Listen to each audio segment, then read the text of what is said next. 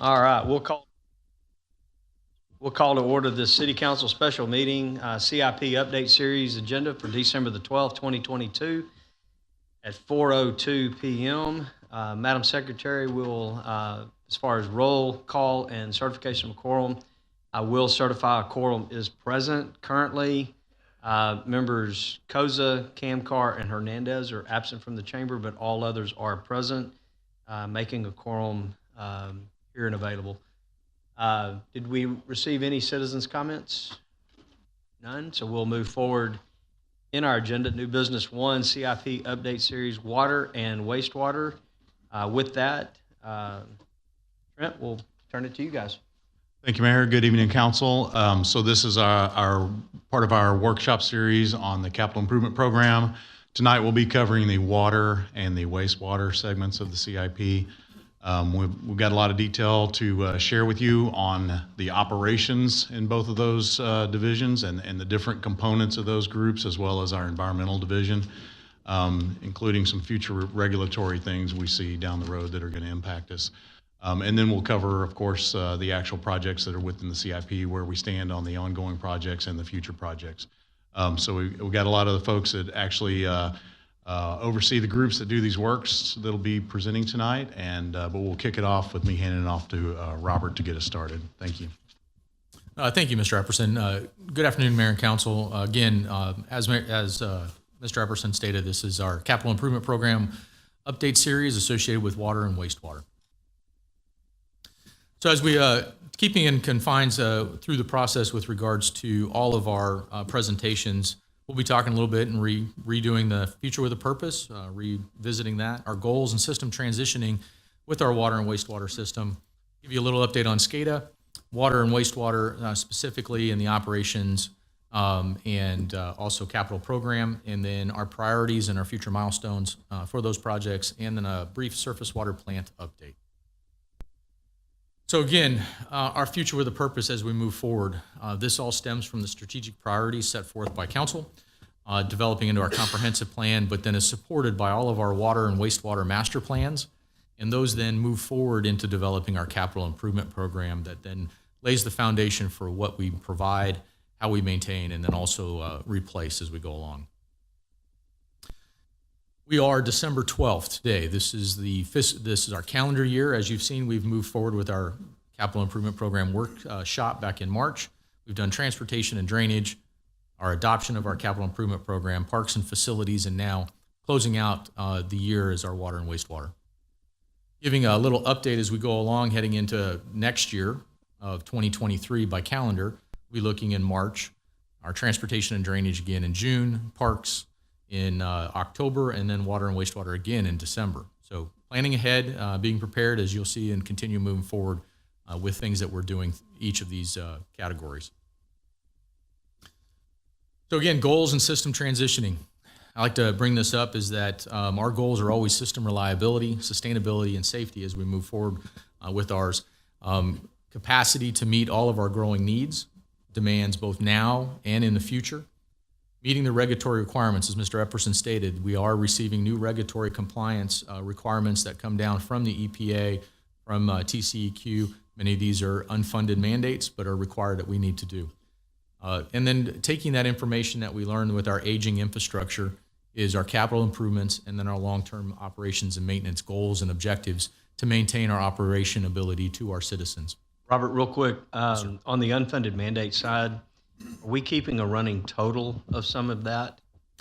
So some of those, as you go along, as you increase your system in terms of population, we have to increase our sampling objectives. So that going from recently has been 100 samples per month now to 120 because of our population increase. A new one that's coming out that Mr. Kelly, our water and superintendent, will be talking about will be the lead and copper rule changes. Used to be just sample, but he'll dive into more detail, is that now we are having to determine if we have those in the customer service line that'll be coming in projection in 2024, 2025. It'd be nice, and again, not tonight, but to quantify some of the unfunded side of things, what that mandate is, what it's changed to, what does that mean in real dollars. Members of the legislature get real sensitive when we talk about unfunded mandates, and I'd like to have a number to present with them, so they're aware of. Yeah, and I think we can all put that. something together there. We look back and look at like our water quality crews and some of those people we've added in the past, and then the additional people we'll need to add to meet these others, and we can quantify that. Absolutely. Not looking to dwell on it, but just a note that Sure. at some point with legislative session coming up and, I don't know, $27 billion of additional funding that's sitting there, we ought to go ask for a few pennies. Absolutely, Mayor. And as Mr. Epperson stated, you all. No, I didn't want to interrupt. As you all authorized at the beginning of this year for the water production side was a water quality team that would help meet these things. So that's one that Mr. Kelly will be talking about as well. But our system's transitioning. We're not the days of putting in 5, 10, 15 miles of pipeline in the city, other than now located in the Massey Oaks subdivision. But prior to that, our system's been transitioning to an operational maintenance, going back and hitting the green tees, the older areas of town, and transitioning their systems to improve water main breaks so we don't have them as often, to infiltration and inflow on our sanitary sewer side by tightening up our system to help at the capacity at our wastewater plants. And then also taking a look at our water system at our water plants themselves, upgrading the pumps and the impellers to be able to meet the demand and the supply necessary within that aging infrastructure. And then our CIP then reflects these growing needs that as we're coming around with our water plants that are now 20, 30 years old, we need to reinvest and keep those in. So our operations and maintenance programs do that, but then we also get to our capital improvement program that reflects those upgrades as well. One of those items that we've talked a lot about that started well over 18 months ago has been our supervisory control and data acquisition. I wanted to give you a brief update.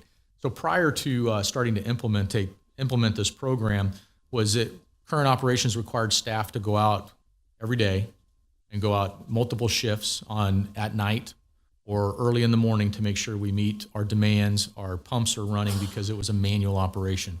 We are now transitioning to having this done remote. So our staff can then log in remote to each of our 10 water plants under this contract, and also starting out with 15 lift stations, and our Reflection Bay water reclamation facility has been upgraded to this program, which is VT SCADA is what it's called, and we have a alert system called TopView. So we're in the process right now of doing that. We've upgraded 6 of our water plants right now. They're going through their system testing to make sure that everything works correctly, and we've had good success and progressing forward. So you see the display on here that we're doing. One of the other items that will be coming forth tonight at the council meeting is the final phase, which is phase 3B, which will be upgrading additional 33 lift stations that will be presented to you at council tonight. And that will then transition and complete where we are in the supervisory control and data acquisition, so that then both water and wastewater are able to utilize this program and utilize the monitoring capabilities and the alert capabilities via remote versus having to just be on site. And then the information that's collected, because we'll be able to do trending and managing, will be able to be inputted into our master plans, and we can then start making efficiency decisions and operational decisions based on the data that we acquire over time. Another item that was presented to you in the update in our white papers was a discussion and brief discussion about water reuse. So what is water reuse? Water reuse is the ability to utilize an asset that we have, and that's through the treatment of wastewater, and be able to utilize it for use versus just discharging into our creeks and bayous. It's limited because we have to make sure we treat this water, and our recommendation from a staff level is to treat it to a type 1, which is the most advanced treatment capabilities. We have currently type 2 water. Improvements that we're making in our plants make it very easy to go to type 1 with some of the treatment methodologies we're using today. The reason why is that it is a valuable resource that sometimes is untapped. We can utilize this resource in our parks to water our turf, to our irrigation of our landscape medians, to be able to offset a potable water demand. And that would help offset maybe our peak usage and also our long-term usage. Also, there is times that we have industrial applications that have been utilized throughout the country to utilize that resource instead of using potable water. A lot of them have their own treatment capabilities on site that can take reuse water, treat it to what they need in their industry, and utilize that. So those are some explorations that are done. Cost of getting more potable water is only going up. And if we need to have more in our portfolio over time, this could be an opportunity to help offset that, besides just low flow toilets and low flow shower heads and faucets could have an opportunity. So some next steps, as we mentioned in our reuse paper, was talking about what's a potential customer base, what develop and move forward a plan, skeletonized to be able to then move forward with what that would look like as a business plan, infrastructure projects, and potential costs. To implement and put that what we call purple pipe, which is we put that in, that pipe is colored purple so that we know we don't tap into it for potable water or for wastewater. We have blue, green, and then this would be a purple side. So wanted to bring that up. Those are things that we're tossing around, ideas that we are taking a look at for a future of a valuable resource that's out there. With that, we come to the meat of the presentation, and that's talking about our water system. And with that, I have several individuals that will be presenting. Julian Kelly, who I mentioned earlier, is our water superintendent. He'll be talking a little bit about the operations and items that he's doing within the water production side. We'll have Eric Hammond. He's our assistant director of public works, overseeing our distribution and collection. That's everything outside in the right of way. He'll give a brief update. And then, of course, Jameson Appel will be our assistant director over projects, and then he'll be updating you with projects as we go. So at this time, I'd like to turn it over to Mr. Kelly and to start this portion of the presentation. Thank you, Robert. Mayor and Council, I appreciate the opportunity to speak to you this afternoon. As Robert stated, I am Julian Kelly, the superintendent seeing over water production. I've been given the opportunity to provide you, my colleagues, and the listening community with an update on water production and the things that are going on in Pearland. The objective of this update is to provide you with a summary of some of the challenges we face, the city's current and future water supply and storage, and highlight services and activities that we provide. While doing this, you will also get a deeper look into the who, the what, and the why behind Pearland Water. One of the challenges we face is the water demand fueled by the population. According to the city's water master plan that was adopted in 2019, based off an extensive analysis, it stated that a 3.68% growth rate was assumed to project the city's population growth by 2030. This is the year that the city is expected to reach its ultimate build-out growth. The challenge is ensuring that the city has adequate water supply to submit and to meet maximum and minimum demand, as we are 20 days away from 2023 and 7 years away from the projected build-out. Another challenge is aging infrastructure. The Water Division has produced water for our community for over 62 years. Since the installation of our first municipality well, since then we have added some new infrastructure, but some of the older assets have needed improvements and in some cases a total tear down and rebuild. The challenge with aging infrastructure is the inability to keep Pearland water safe.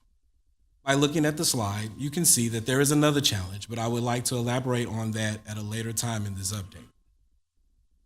Considering the challenges presented to you today and many others that we face, there is a dedicated team of staff members that meet these challenges head on. This team is licensed professionals. They have mastered the necessary skills to be certified by the state of Texas to produce monitoring, to sample, maintain, and deliver drinking water to our community. Collectively, this team offers over 88 years of knowledge and experience in water chemistry. Now that you know who we are, I would like to update you on what we actually do. There is currently 3 units that work within the water production. Our production unit is responsible for producing and supplying water quality and complying with all federal and state water standards. This responsibility includes operating, maintaining all facilities by way of facility checks, routine maintenance, and accurate data in order to ensure proper disinfection and treatment. In FY22, this unit disinfected and treated approximately 2.4 million gallons of groundwater and approximately 2.9 million gallons of purchased water, resulting in 5.3 billion gallons of safe drinking water for our community. The next unit within our production is water monitoring unit. The The objective of this unit is to maintain 100% compliance with federal and state monitoring requirements. This includes testing the raw and finished water at established monitoring locations. This staff accompanies a state contracted representative as they sample all stages of our drinking water process.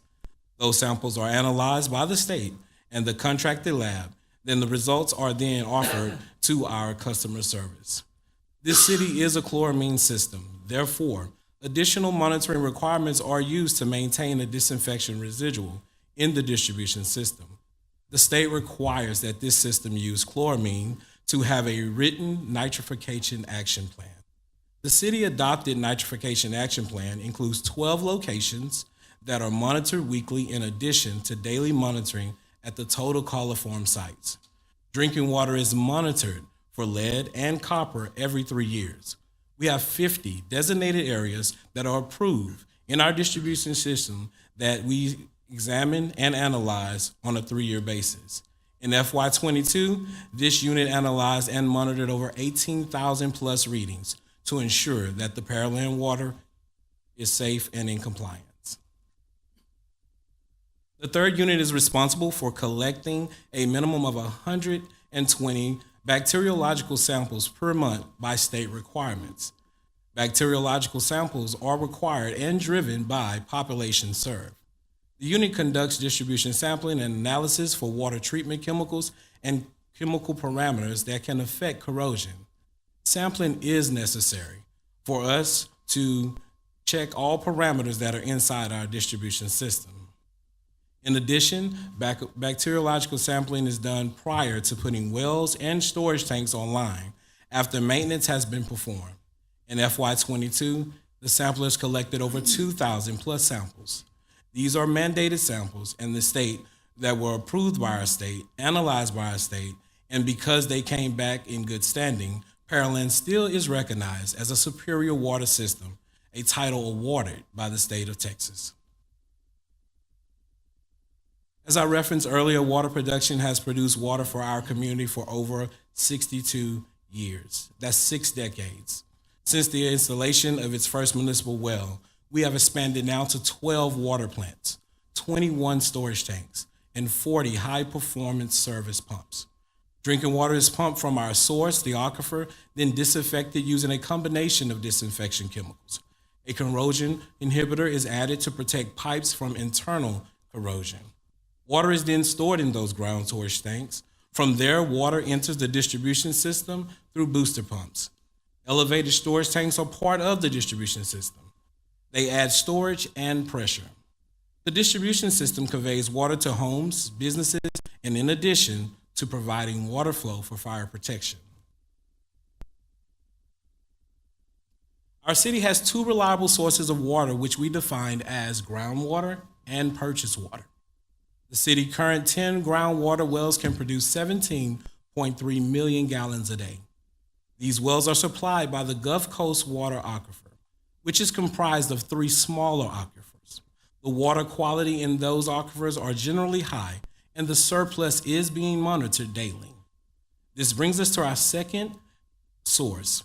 Currently, Pearland supplements our water production with a contracted 16 million gallons a day of purchased water from the city of Houston. Houston processes water from the Trinity River conveyed by the Coastal Water Authority. As you can see, the city is adding a third additional source with the construction of the new surface water treatment plant that will offer an additional 10 million gallons a day. You will hear more in-depth update about the project later in the afternoon. Water storage is vital and necessary. The purpose of water storage is to provide a reserve supply of water during peak demands. It also provides a reserve water during outages, emergencies, firefighting, and provides additional detention for disinfection. Pearland has 15 groundwater storage tanks with a capacity of 18.9 gallons and 6 available water storage tanks with a capacity of 4.5 million gallons. The city is projected to add an additional 3 million gallons in storage. With continual support from the council, the city will have the ability to produce and supply 43.3 gallons a day of drinking water and have 29.4 gallons of storage. All this water brings us to the third and final challenge: insufficient personnel. As the city has grown in population, water production has seen an increase of work orders and customer inquiries, ranging from low pressure, discolored water, smelly water. Some inquiries are informative testing like pH, hardness, and metals. If you include the service and the activities of production, monitoring, and sampling, you can see that not having enough personnel could present challenges for us continuing offering the service the Pearland way. But thanks to the efforts of EPW staff and the support of the mayor and the council, a new unit within the division was approved in FY23 budget. The Water Quality Compliance Unit will support customer service. It provides testing for typical water quality complaints. This unit is responsible for performing analysis on water quality parameters and providing those results to customers. Additionally, members of this unit respond to customer inquiries about water quality and provide data for the annual water quality report. This unit is also responsible for main flushing. The state requires flushing dead-end water mains monthly to preserve the quality of the water delivered to the customer. There are approximately 1,000 and counting dead-end mains within our 545 miles of water main, and each requires a flushing of 5 to 15 minutes per month. In addition, the unit will flush fire hydrants to decrease water age and remove any sediments or accumulate deposits within the distribution system. This unit goal is to create a distribution flushing plan that will encompass flushing all system lines twice per year. Pearland Water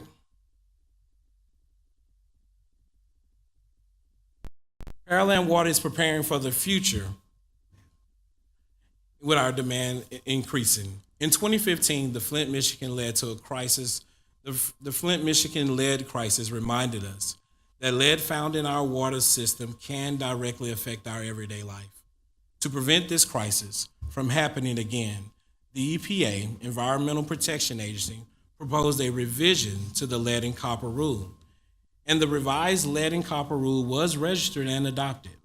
The new rule strengthens the lead and copper rule to better protect our children of our community by mandating the city to work with the private owners to replace the lead service lines. The new rule indicates that all water systems shall inventory and identify any lead service lines by October the 16th, 2024. Use new tapping sampling procedures to improve lead detection, to reduce the lead exposure, and find and replace any lead lines found on the city side up to the customer service meter. Revisions to this rule also state that the system will notify homeowners within 24 hours to lead action level exceedance and will review plans to help the homeowners replace lead service line. The city will also be required to test at schools and daycare facilities. Testing must be conducted once over a 5-year period. This sampling is to begin in October the 16th, 2024. Additional staff will be needed to gather records and compile data, build inventory, investigate proactively, evaluate reliable records, and field investigations.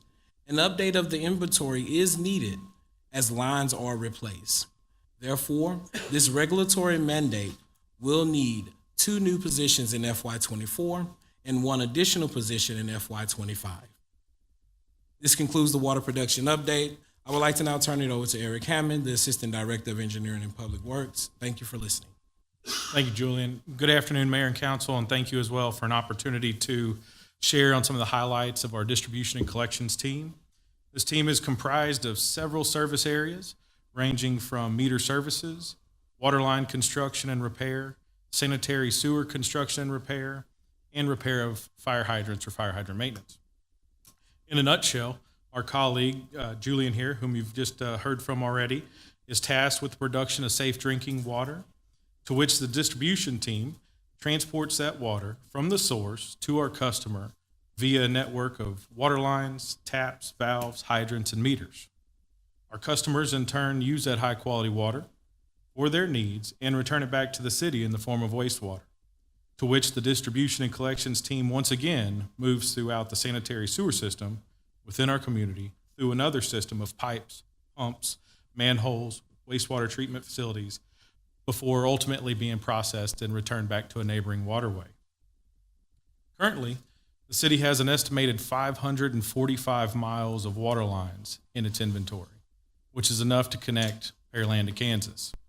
Within these miles of distribution lines, there's also an estimated, or approximately, 5,281 fire hydrants, a little over 12,000 water valves, and just under 40,000 water meters. The distribution and collections team is responsible for the maintenance and operation of this entire network. Transite pipe, also known as asbestos concrete pipe or AC pipe, is a distribution piping product that was heavily used in the 1900s. The city has an approximate 87 miles of AC pipe in its water line system today. I should add that staff continue to audit and inventory the water line construction materials during times of repair and investigations, so this total number of transite line will shift over the coming year. While a common construction method, or product rather, in its time, and while still an acceptable in-system product based on American Water Works Association, AWWA standards, transite pipe has a life expectancy of 50 to 70 years and is extremely susceptible to failure and damages due to softening, brittleness, shifting soils, or adjacent construction. To put this into perspective, consider all the construction activities that have occurred in our community since the 1950s, and even more so the relatively recent push for improved utilities or enhanced utilities, communication advancements, and wireless technologies that exist within the same rights of way that this water line occupies. Impacted transite water lines are one of the leading causes of major water line leaks and resource loss within our community. This slide illustrates the age of water line construction within the community and highlights the increased age of infrastructure near and east of Main Street. The image also does a good job of illustrating the much newer construction from essentially Old Town West. Continuing the topic of failing infrastructure, we're not only impacted by infrastructure that's been in the ground for multiple decades, but also more recent construction as well. Each of you receive the sit reps when large issues arise in our community or when situations have the potential to impact large groups of customers. Some of you may have noticed that several of the waterline outage sit reps in recent years were in areas of much newer construction or development, such as Shadow Creek Ranch.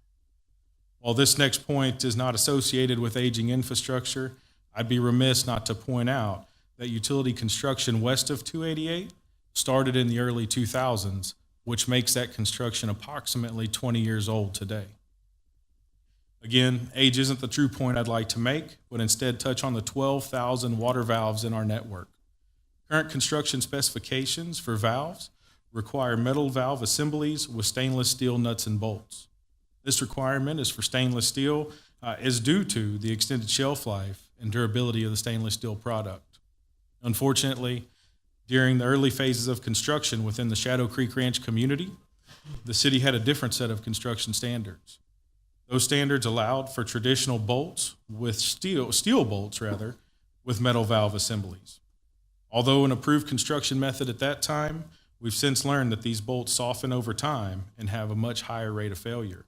Now, in many cases, when lines are repaired within the Shadow Creek Ranch area, these soft bolts allow increased risk of valve failure and require much larger customer outages for relatively localized waterline leaks. Remaining on the topic of sit reps and failures within our distribution system, as you may recall, most of Texas was, and in some cases still is, in an extremely severe drought. Pearland's water system did not come out of this drought unscathed.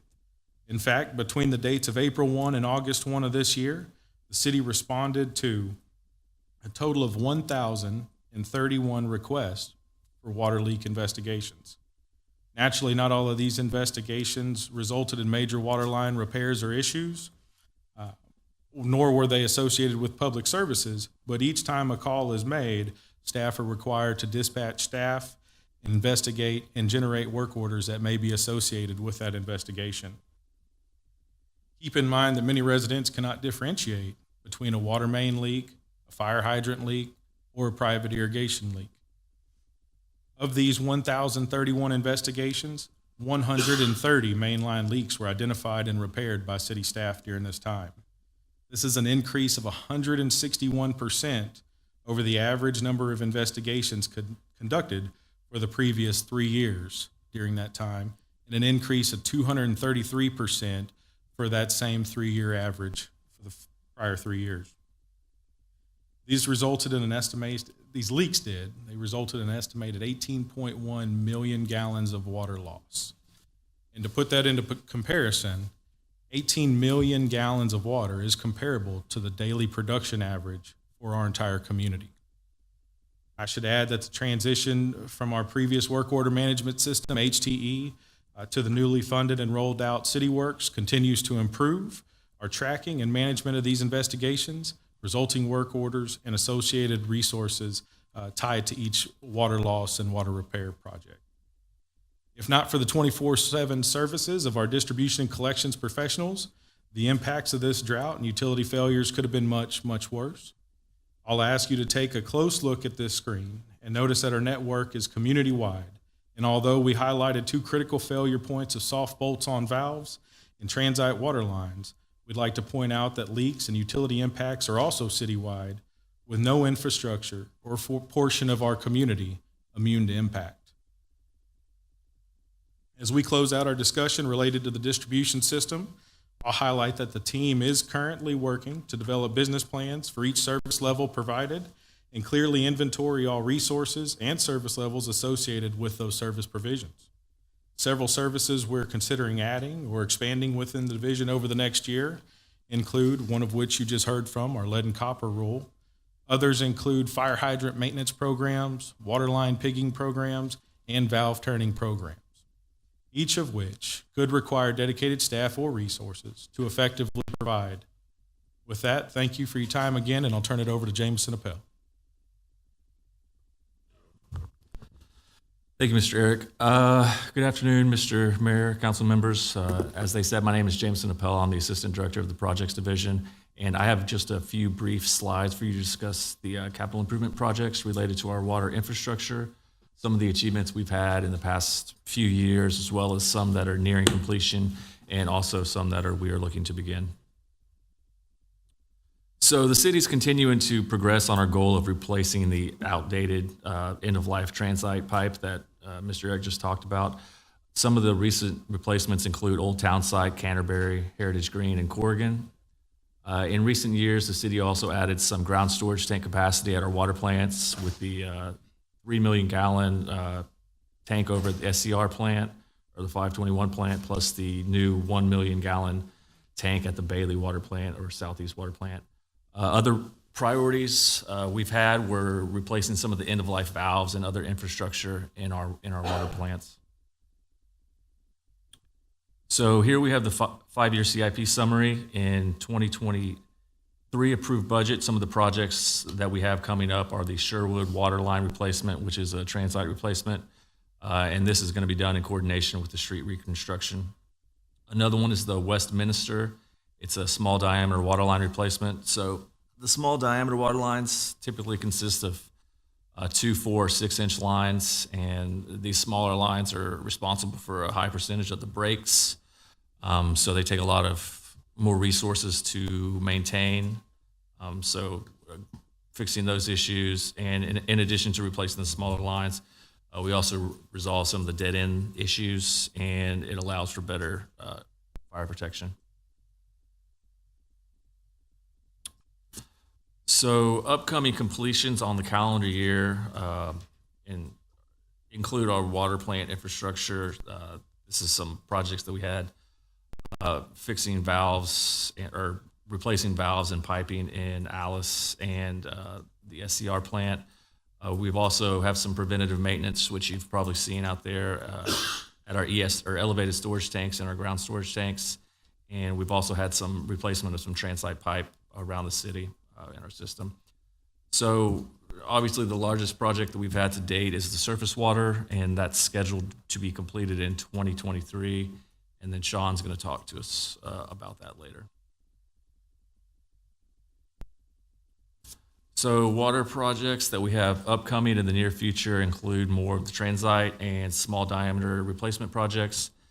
We also have the Clear Creek Bridge water line replacement, which we are partnering with TxDOT to complete. I think y'all had an AFA a couple weeks ago with that joint partnership. So in upcoming design projects, we have the FM 518 relocation project, which is also a project that we're doing in coordination with the TxDOT road widening. And that should be coming in the first quarter here. And we also have some more rehab to our storage infrastructure.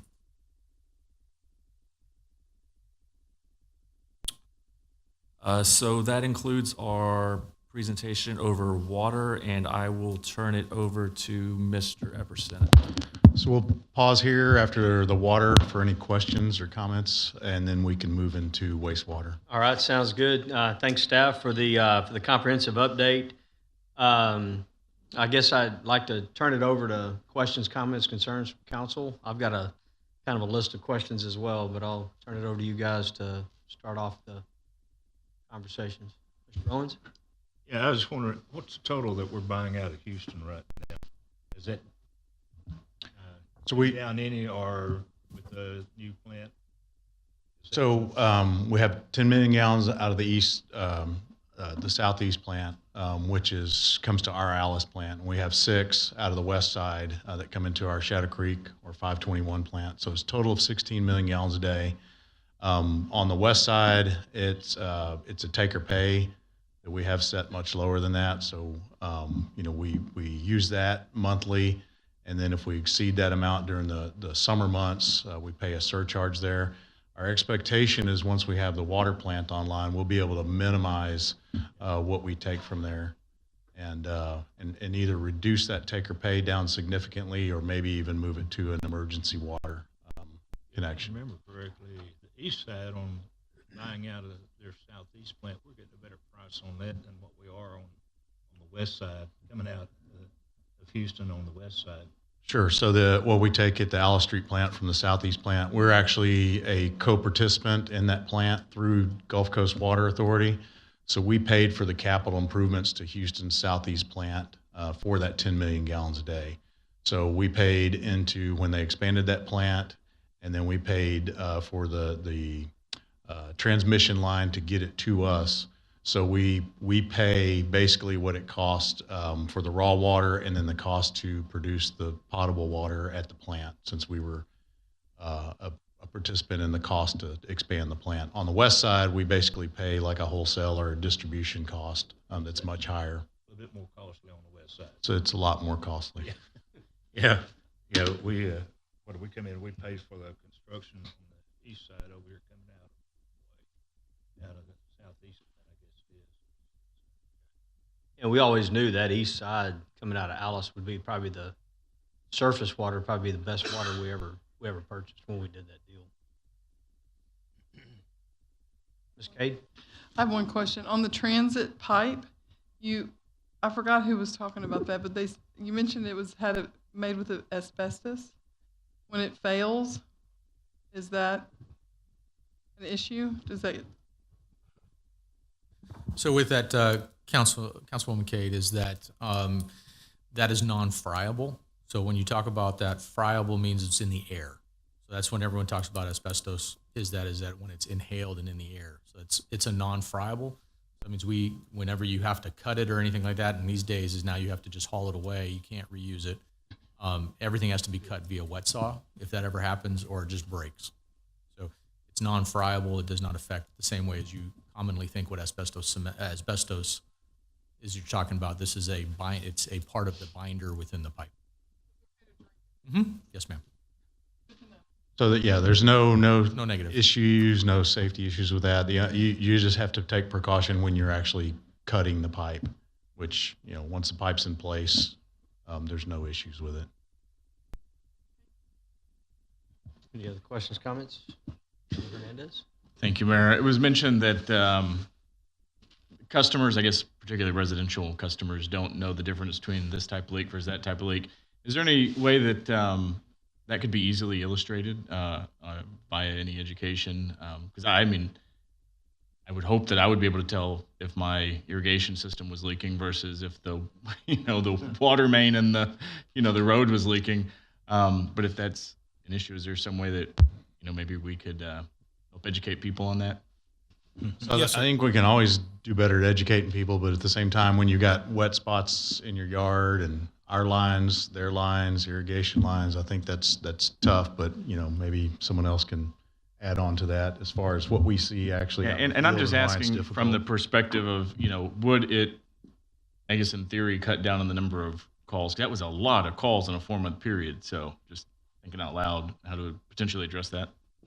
Yes, sir. It's a brilliant point, council member. What we can do is work with our communications team. I think there's some opportunities out there to publicize and get some information out to our residents and be able to help to educate them. And maybe there's a few different tales or signs that we can showcase that will help to some extent show the difference, or some things that a resident can do to test on their own private property to determine if it's a private leak versus a public leak. But we'll explore that, sir. Okay, yeah. If it's coming up, at the curb, between the curb and the street, I mean, that's in the right of way. That's kind of a telltale. But if it's, a super soft spot that's in the middle of the yard, now if it's right at the meter, all of those kind of things, that's when it becomes, I would think, becomes real hard. Yeah, and I guess, Mayor, my point is, I'm not saying that we roll out this massive PSA, so Josh, you're off the hook. But what I'm saying is, whatever kind of tools we can, is we do continue to increase the, all of the different interactive components of the website, things like that. If people are going there looking and saying, "Oh my gosh, I've got a leak," throw them in that pipeline, so to speak. Yes, sir, and not to derail the CIP portion of this, but if I can talk for a minute. We do appreciate those phone calls, and we do encourage our customers to call us whenever they have issues like that, right? So that we can promote that customer experience and that personal touch and engagement and the dedication we make to that, and making sure that we're responsible with the water and providing high quality service. But part of the Pearland Water brand that we've been developing over time is developing and increasing the educational content, right? So things to look out for, not to flush fats, oils, and greases down the drains, all of the things that go along with that. And so there's a perpetual funnel of interesting things to talk about. They're not always fun topics like brown water, what you do about it, and how to detect it and things like that. But they're important for our community to know, and to continue pushing the ball down the field towards just a well-rounded water system. Right, and I guess, so this will be my last comment, Mayor, and then I'll be done, is how to get that, because I think it's great, and people should definitely go follow the Pearland Water page. It's a separate page from the city's page, and there's lots of good content. Being proactive there is good, but I think the majority of people probably aren't going to go out and educate themselves or, even subscribe. So just trying to figure out a way to make sure that that content is available on demand, because, when something's going wrong, you get out there, it's like, oh God, I need to find the answers. So the easier we can make it for them to at least try to pre-diagnose. I don't know. That was a big number, so it kind of scared me a little bit. So that was all my comments. Mayor. Especially when it was reduced to 120 or 150 that were actually kind of on us.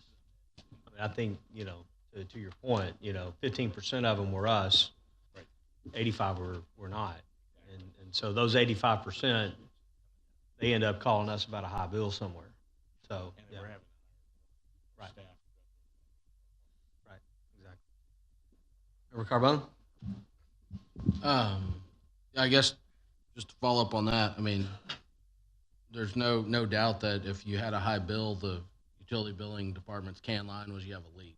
So I guess once we get that under control, I wonder if how much that number drops. But the question I had on the lead and copper, did I hear correctly that we test that now every 3 years, but moving forward, we're going to be testing annually, or if not sooner?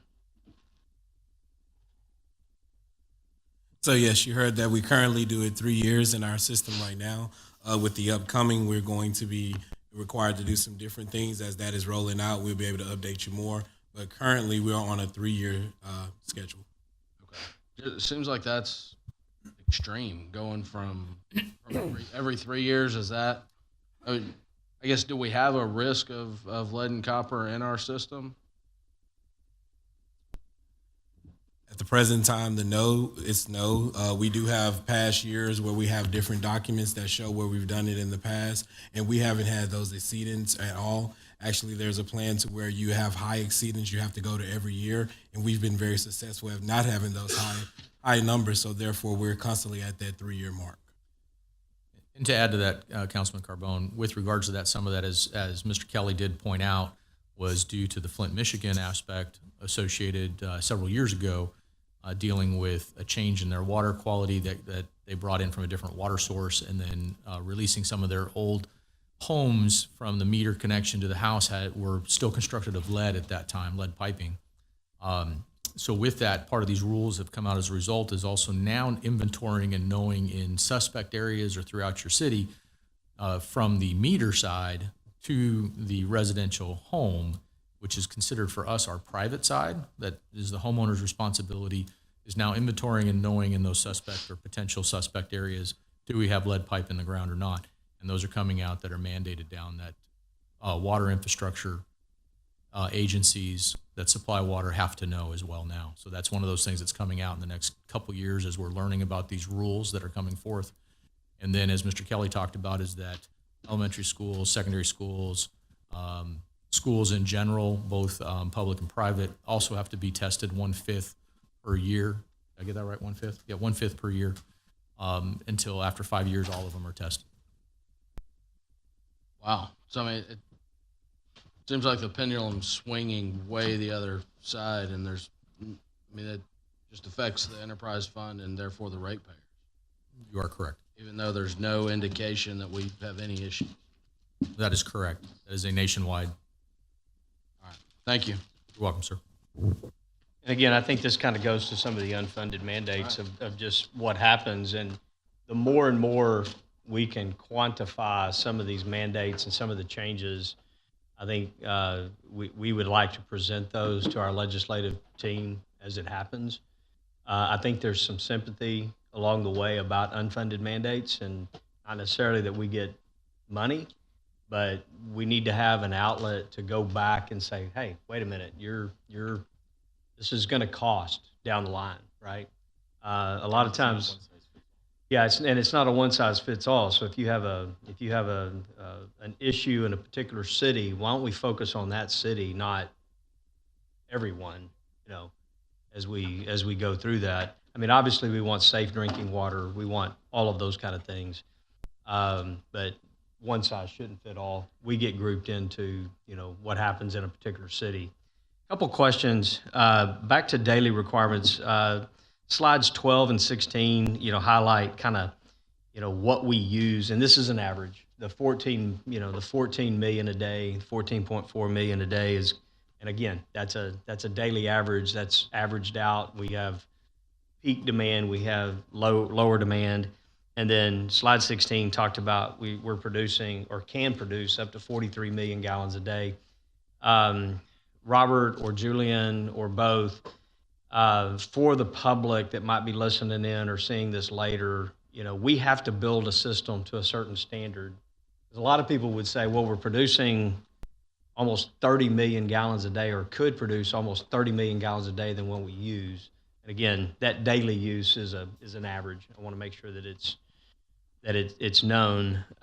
So what is the standard for what we have to build to? So, Mayor, there's several things that are associated with that, both, and I'll kind of go through that before I get to your answer real quick, is that you have to have a certain amount of water in the air. So that's your elevated storage tanks, and that's by your calculations that are set forth to be able to provide that water. You have so much water on the ground. That means in your ground storage tanks, it comes out to store so you can maximize that. A lot of them are based off of now when we get to gallons per capita per day. And what they take a look at is in the past 3 years, what is your highest use in a single day? and then that becomes your gallons per capita per connection per person, basically. So when we did our water model in 2018, that was set 3 years, so 2015 to 2018, you're looking at the highest use. Doesn't matter whether it's good high natural water occurring or if you're in a drought. And so we averaged out at 225 gallons per capita per day in our peak day, and that would be in our peak hour usage. So that's what it has to be met. And so that then calculates out based off our population and our demand, and then calculates out how much water we need to And look. those requirements are set by who? TCEQ. Thank you. So then from that standpoint, it's then looking at our population growth over time. And so then we set that range. They look at working with community development and land use and all the way through as if our city's building out. And then that's what sets what we need to be able to make sure that we can produce on a peak day demand. We also have average day and then low day demand, of course, as well. From there, that's how we then look at how much water do we need, where do we need to get water from, what does our water portfolio then look like? And that's also what's critical when we start looking at SCADA and trending how much water we use and then produce. And then from that standpoint, taking a look at updating our water model then on a more frequent basis. So we're currently doing that right now to update our water model using the past 3 years of data. That will change and then be able to then update that and present out to see if our water usage has gone down, which is the goal. Because we also set a plan in motion to also talk about how we can start reducing our water. That's when working with building officials, community development on low fixtures, water usage, low flow heads in your showers in your homes, how you work on your irrigation systems, all of that to produce down. As I mentioned earlier, talking in that brief presentation about getting more potable water or raw water for our surface water plant does become more costly. It's getting more costly to get that water source in the years to come. So how do we maximize our current portfolio at this time? So that answers that question, I think, holistically, but it's based on that. That's why we also update our water model. Well, it just goes into the overall pricing of water, right? Because at the end of the day, we got to deliver, clean drinking water, people that the water that people want in their house. And there's a lot of misunderstanding. They think, well, you just fill a well, you have water, and everybody has water. It's real, and I've heard the terms. It's real easy to get water to the house.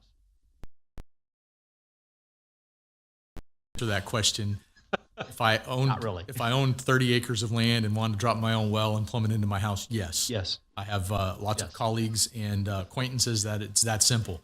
But living in a city population where we have subdivisions, you don't have septic systems that you can fit on your piece of land. You can't put your own well in your backyard. There's just not enough room. So you have to work together as a community and to provide that reliable water source. And with the rules as provided by TCEQ, we have to now have certified operators that put their career on the line each and every day to test the water, to make sure that it's disinfected and meeting standards, and then to be able to produce and provide that water reliably to our citizens each and every day. Well, and part of that is it goes back to the requirements. I mean, this isn't something we plugged out of the air, and we just didn't say, here's the go and do the requirement. This is, TCEQ, in some cases EPA and others, this is what their requirements are. And so we have to follow those laws just like anybody else. And so I think it's real important that that's part of the story, if you will, about how we have the system that we have. Turn to page 30 real quick, right there, slide 30. So this capital improvements program, total summary, this is on the water side, $121 million over the next 5 years. Clearly, a lot of that's back-end loaded. My question, just given what we're doing, finishing up on the water side, we'll talk about the water plant here in a little bit, but what we're doing on the wastewater side, I mean, this is an enterprise fund, so those two, water and wastewater, are linked together here. And again, these are estimates and a lot of things that are needed. My question would be this $121 million, given what we're about to go through on the wastewater side, how much of that could be delayed, strung out to 6 years or 7 years, not necessarily all done in 5 years? I'm challenging that just because of rate models and all of those kind of things, what it's going to look like as we continue, well, I shouldn't say continue, as we actually need to upgrade and redo some of our wastewater because of requirements, because of TCU requirements and other things. Anything that we can do to push out and bring along. Again, some of that comes with a higher cost because it's going to cost more in year 7 than it would in year 5. But I'm just wondering, for our rate model's sake, if we can't, some of these capital improvements programs, if they can't be strung out a little bit to help lessen the blow on the rates. It's the only comment I'd make about that. I don't know if you've got some of these are needed, probably overdue, but that'd be a comment that I would bring up. So, Mr. Mayor, I'd like to to challenge an answer back in regards to that. Is that yes, we can always look at those on an annual basis. That's why we review our CIP every year, and your authorization as a council, as a body, is authorizing that specific year, where years 2 through 5 are then recommended. Doesn't mean that then funding happens. So part of that discussion is also looking at debt service, rate models, et cetera. Looking at some of these projects that are listed, now mind you that these are some of them, not all of them, over the next 5 years that factor into this. But we still have to answer a question that I'm sure Councilwoman Cade is thinking too when we're talking about transite pipe. How many miles of pipe of that infrastructure that we have that is pushing at the end of its life? We're in the 80-mile range. As we're continuing to do our inventory. We're in the 80 miles, so that's over 10% of our system is still in transite pipe. That is now becoming at the end of its life. That needs to be looked at.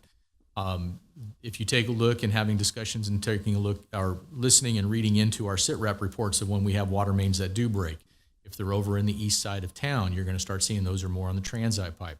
You sit Green Tea is all in transite pipe. I can just rattle off subdivisions as we go through here.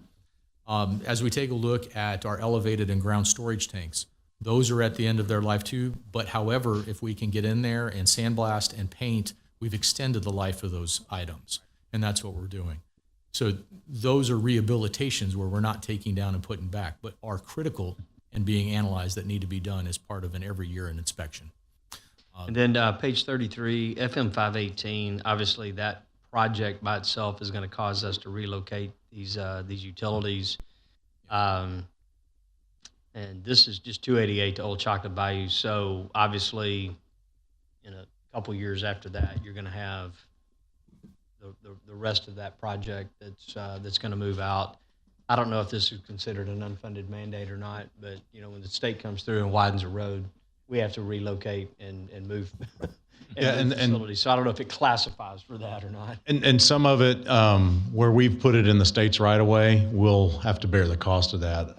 There are portions of the system that are in easements adjacent to the right of way. And so the state will actually have to assist in the cost of those because they're in separate water sewer easements. Okay. And since we're talking water and wastewater, got a couple of notes. One, on the Raftellus recommendations, as we, it's been, 18 months-ish since we accepted those recommendations and started to implement, especially on some of the standard operating procedures and those kind of things. Would it be a good idea to maybe circle back around and see how we've updated some of that to see the results of it, how we're continuing to follow through on some of those recommendations. I'm not obviously asking for that tonight, but maybe that's a first quarter, type time frame when there were some very specific recommendations, both staff and the Citizens Ad Hoc Group agreed on, and it'd be nice to see where we sit with those. And then the last thing, I've had several people just of note as elevated storage tanks. We've had a couple of people have asked me that as we rehab and paint, and those are, I know they're not done all the time, but periodically, every X number of years that they're elevated and painted, could we find 3 of them and put our high schools up on them? Logos, I've asked. I know we put logos on them, but it would be nice to kind of that small town, hometown feel. Find one on this end with the Oilers, one there on Cullen with Dawson, and obviously Shadow Creek. And even if there's one close to Turner, maybe we can do one with the Turner logos. just something to think about as we price those. And I've told them, I said, we put a logo on them anyway. Why can't we highlight the local high school that's close to it? I know we've got more elevated storage tanks than that, so just something I've been asked recently about. So thought I'd throw that out there. Member Camcar? Thanks, Mayor. Just real quick, I had one good comment and then two quick questions. The one with the repair slide that had the 1,063, I want to give out my my kudos to the team. So I'm going to get the newspaper. I like to read the newspaper in the morning. And go out there Sunday morning, and I look. I'm like, where's all this water going? And I'm on the sidewalk. I'm looking. That's not my water. It's not my irrigation line. I'm a happy guy. I look over to my neighbor, and literally you can see from like where his foundation is, he has a leak and it has been flowing. And I don't know how long it was flowing. Right. Right. There was not an insignificant amount in the street. And it's like 6:30. And I want to say by 7:15, truck is out there. Guy's looking, and I'm like, yeah, the box is over there. And he goes and gets his little turning out, and they turned off the water. And I didn't want to go. You go to somebody's house that early, you might get shot. So I didn't want to go knock on that door. But they turned off the water, and then I think within 18 hours they had got their leak resolved or whatever the issue was, and the water got turned on. And I think when we talk about all of this stuff after the water billing and all this about being proactive, that was one of those instances where I think it finally got on there. The worker, our great employee, was out there and he did his job and saved those people a lot of brain damage. So kudos to the team for that. Cool. Real quick question, Mr. Upton, on the re-rating. Essentially, what the process you talked about is re-rating the usage per household. Is that essentially what we're talking about? Councilman Camcar, one, I want to say thank you for pointing out and recognizing our staff members. That is greatly. Those on-call staff that work the weekends or receive those calls, put everything on hold and respond immediately. So thank you very much for mentioning that, and I appreciate that. Two, to answer your question, yes, it's on a gallons per capita per day. So it's per person. So we'll take the entire what was done and what was produced that day and divide over our population that's there. And the only reason I want to make sure is that in Mud World, we do that frequently. We have limited facilities, and after 3 years or 5 years, they'll go re-rate. I think our average number is 300 gallons per day, and if we end up having a community that only does 200, well, in theory, if the TCQ accepts the re-rating, you have a third more capacity back. Right, you claw back. What's called clawing back in the Mud World is that you claw back that capacity so you can sell it and expand your customer base, because you're limited, because you have to have 100%. Proof in the pudding to bring that back in. Just out of curiosity, going on that line of thought, the last time we looked at our rating, what was our use per day? So we have to go off a peak day. So that's between 2015 and 2018, when we did our last model, that was 225 gallons per capita per day. And with that, we're in the process now of doing that reduction to see what happened from 3 years back from today. Do we have any indication that we may find some gallons, or do we? I will say I'm sure that we will, but I do not have that answer right now because we're just in the early starts of that. 100%. I'd love to know when that memo comes out, whenever that day comes, because I think that would help us at least push out some of these improvements that become these mandated items, at least hopefully. One other item, and then I'm going to go to my more terse comment. If we go down the road with possibly the New Quest project that's coming down the line, there's a possibility that group will have a significant amount of acreage where it would be multifamily or businesses, restaurants that need to buy water from us and could help us, I think, selling water. But is there a thesis if we have to go do improvements down that projected path, what improvements we would have to do as a city to kind of make sure that they have access capacity and the water pressure issues don't become one? Is there any thoughts on lift station, pump station, or any other facilities out in that corner of the world? So with regards to that, Councilman Camcar, when we do our water model, we look at what the use base is underlying for zoning and work within that. Part of that also development, if and when that development comes in, I'm going to say when, but when we talk about that, when those developments, they also have to do their water modeling to determine what their capacity and demands are. Within the regards to the lower Kirby area, that would come out of what would now be our surface water treatment plant. And so we factored in that 10 million gallons a day plus what we have at our Kirby well, plus also if we need to would be discussion at the at the Shadow Creek Ranch plant as well. So those are all factored in with regards to what those demands could be or potentially be.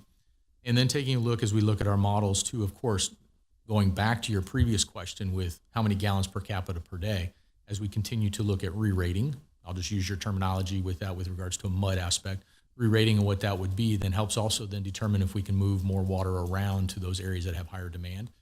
Infrastructure is in place. It's in making sure that they use the correct infrastructure within their developments to make sure they meet fire flow requirements and those other needs as required by our chief building official and also fire demands. This might be my... Just real quick, and I believe on the wastewater side, we have identified that the lift station, the Kirby lift station, will have to be upgraded. But Okay. That's correct, sir. I know this will cover capital impact fees and everything else, but if a user of that substance came into a community, they would be on the hook for the pro rata cost, especially if they're turning on water, as opposed to them having to build a new facility for their uses. And so that would just be a consideration if those conversations go forward, to just make sure that we get the appropriate items addressed, to make sure that the citizens are made whole with regards to, we're diverting essentially capacity for their sites, so to speak, which leaves less water, quote unquote, out there for the other users. But it's exciting to hear that they can be turned on, so to speak, without a whole lot of effort, comparatively speaking. And the last item, the gentleman talked about the lead service analysis and the requirements thereof for personnel to meet those. We've been talking for 60 days plus now about, dollar issues, finance issues. My only comment would be is that we're going to comply with the law. We're going to comply with whatever the TCQ or the EPA require of us. But I would really look towards outsourcing that item per our consultants to deal with that issue. I know we always want to grow the team, but the reality for us is those people require COLAs, they require healthcare, they require all the different items when you bring on another person. And if we can outsource that amongst different vendors that have that capability, I think that would be, I speak for me, nobody else, just me, my preferred route to addressing that. The reality is that unfunded mandate will be here forever. The TCQ or the EPA are not going to roll back that requirement, most likely. And so it's just, if we can put that in a line item that doesn't have COLA, raises, healthcare, that would be my preference. I'm just one person. I'm just saying it out loud. When we start having to address that need, I think that is a way to go. I think we do need people to run the water plant and that they need to learn our system.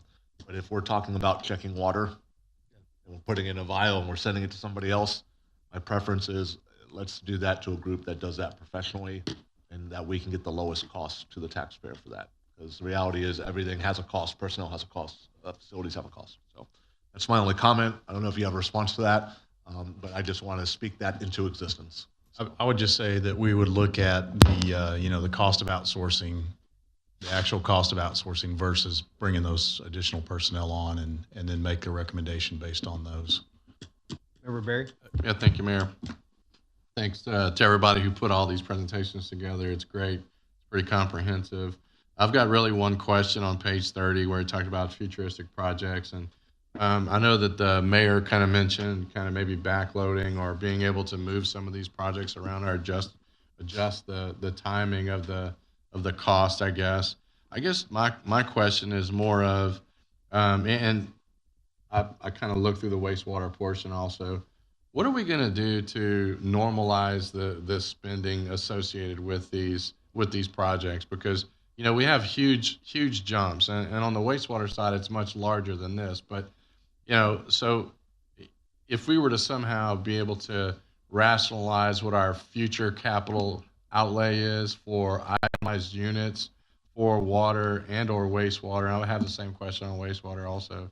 But if we could kind of normalize this number to where it's a little bit more flat, so to speak, or I know that there are going to be spikes, but when you have significant jumps in costs associated with that it makes it a little bit more difficult. And I think in previous meetings, some of these projects are pretty extensive that we're having to deal with right now, like removing 80 miles of asbestos pipe, I guess, and things of that sort. But what are the plans that you guys have to be able to normalize that number and that cost over the next 5 to 10 years?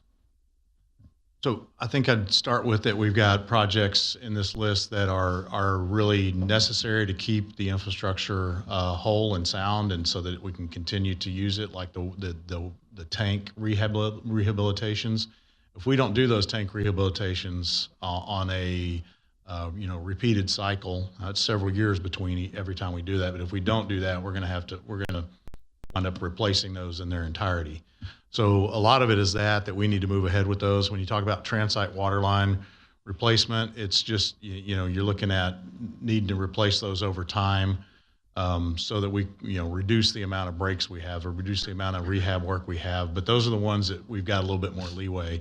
And I think, kind of what you see with the numbers here, why there's more in 26 and 27 is we looked at pushing some of the projects out in past CIPs, and we'll continue to evaluate those every year.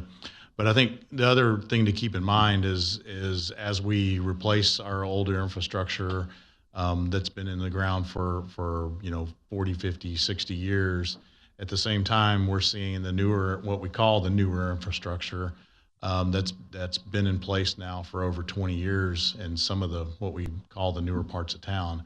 And so as we approach,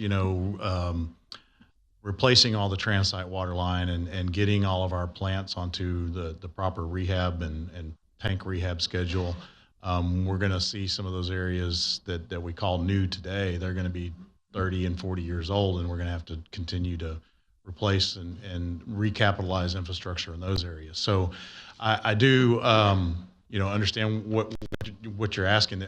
How can we normalize or try to smooth out the numbers? And I think that's something we can look to achieve. When you look over on the wastewater side and you see bigger spikes, that's associated with, the big plant rehab projects. And I just, I don't think we're ever going to be able to smooth those out when we have to either expand a plant or do a major plant rehab. We're going to see spikes in those years. But when you're talking more of the rehabilitation and recapitalization projects, I think as we get through these major plant projects we're working on right now, we can really start to look at having a much more smoothed out rehab and rehabilitation type program in there. So is it possible in the enterprise fund, to build a bank, kind of like what we're doing in motor pool and things of that sort, to smooth these things over for the most part, to have that annual investment into future capital projects so they're not so burdensome? So, it's something we can do when we know we've got larger expenditures in the out years. It's something where, that we do have the option to raise rates a little bit higher, a little bit earlier. That's always very hard to do because it seems like we're always asked to, well, how much can you reduce that and not raise the rates this year? So it takes a lot of, planning and some forethought to, can we raise it a little bit more now so that we smooth things out in the future, or we bank some of that money to do some of those things in the future? Yeah, well, I'd rather have a 3% increase every year than a Right. 13% increase in one year and a 28% increase the next year. Right. And I think remember Barry, you've to seen that end, Right. if you go back and look at our rates and you saw those, I can't remember if it's 4 years or 5 years in a row. 5 years. 5 years in a row. That was all zeros. Right. Had you done 3 or 4% each one of those years and banked it, if you will, we would still have higher rates today, but it wouldn't have this drastic swing to it. We would be able to normalize or flatten out that curve a little bit more over time. And so one of the things that we might want to consider would be, once we get through, because if you go and look at our rate model today, we'll, 6, 7 years from now, we start seeing it come back down. Yeah. And not to say that it goes to zero, but it comes back down. And so maybe we do something in our own financial policies that requires us to pass a 3% instead of 0. So there has to be circumstances around it for capital and these types of things. And so, again, business model, looking at it, you bank some dollars today knowing 4 years from now, 5 years from now, or 6 years from now, you have these projects that are just, hundreds of millions of dollars, to deliver. And so having that forethought to be able to do it. Unfortunately, we have to approve these rates, and a lot of times the rates become political and politicized, and people are here saying, don't do that to me. And at the same time, we know what's happening 4, 5, 6 years down the road, and we need to be ready for that. And so it's not an easy, I'm not saying that's an easy answer. It's just, I agree, and I think the citizenry, though, would understand 2 or 3% versus 15. yeah, instead of having the swing last year and 13% this year, would they have rather had 3, 4, 5% all those 0 years to have 4, 5, 6% now? Maybe it would have been a 6% this last year, not 13. That would have been a lot easier to stomach than the 13%. So, and then next year, what's it slated to be? 28%, 26%, somewhere in that ballpark. One of them's 19, the other one's 26. And so, if we can flatten those spikes out, and unfortunately, we're all kind of paying for those 5 years in a row of zeros. Doesn't even We're contemplate paying the Barry cost now. Rose update, right? You what? It doesn't even contemplate the Barry Rose update at $230 million. Well, it's built into the model. It's built into the model now. Yeah, So for now. what we're seeing now has all that into it. Yeah. So, and we're going to move on to, because we still have wastewater, but I wanted to brag on Julian. Julian did a great job on your presentation today. For members of council wondering, back during Uri, our freeze, and all of the work that went on getting our plants up and running and our water pressure back up and running, I want to brag on Julian because he was the one that masterminded the plan behind making sure that we got our pressure back up as soon as we possibly could. I wanted to make sure that I said that in front of this group. Thank you for your time and effort and all of your dedication during that emergency that our city was going through. So it was duly noted, and I want to make sure that you got called out and accolades for that. So much appreciated. So with that, we'll go to the next. I guess we're into wastewater. We're ready for wastewater, and Ms. Lori Rodriguez is going to walk us through the wastewater piece.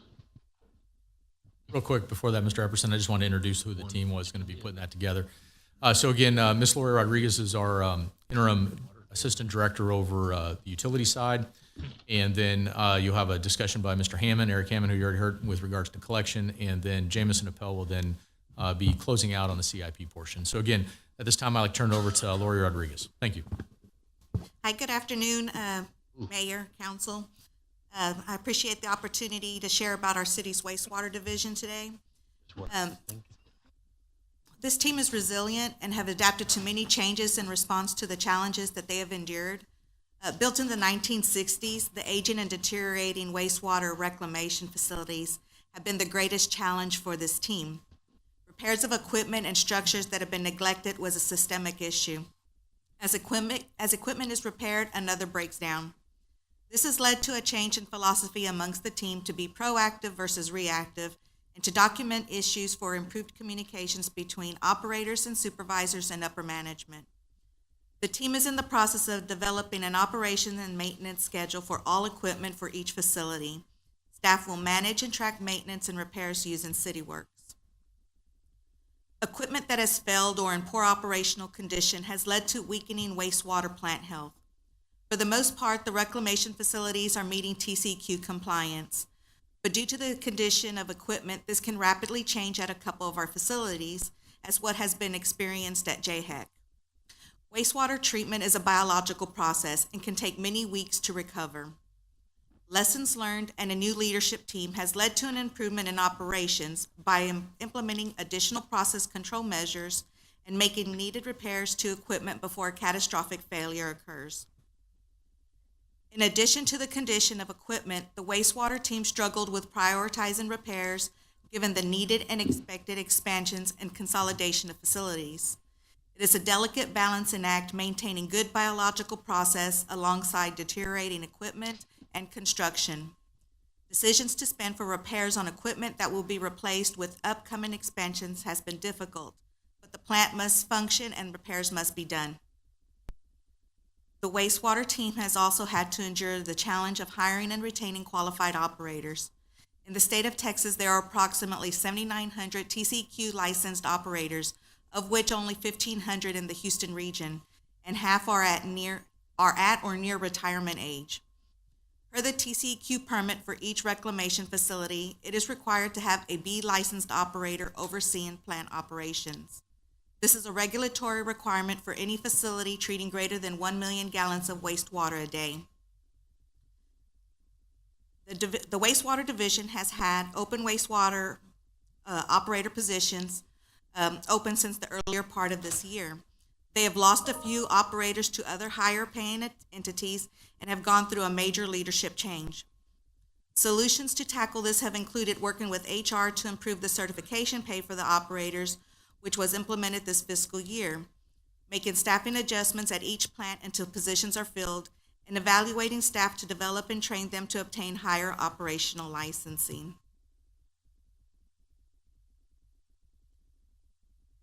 The wastewater division comprises of 5 wastewater reclamation facilities that treat between 3.4 and 3.9 billion gallons of wastewater annually and are collectively permitted to treat 16.5 million gallons a day of wastewater, servicing approximately 38,000 residential and commercial customers. The wastewater division also includes the lift stations team, who oversees 68 wastewater lift stations and 6 stormwater lift stations. The lift station team is responsible for monitoring and maintaining the lift stations. They perform daily operational checks to ensure all lift stations are operating properly and well levels are optimum. They are responsible for maintenance of lift station equipment, such as ensuring pumps are repaired when down and removing the excessive rags that build up over time. The lift station team has also been essential in assisting in the collection system and at the wastewater facilities as needed. Their team is responsive in shutting down lift stations at times of managing sewer overflows and lending a helping hand at the treatment plants for repairs and maintenance to the on-site lift stations.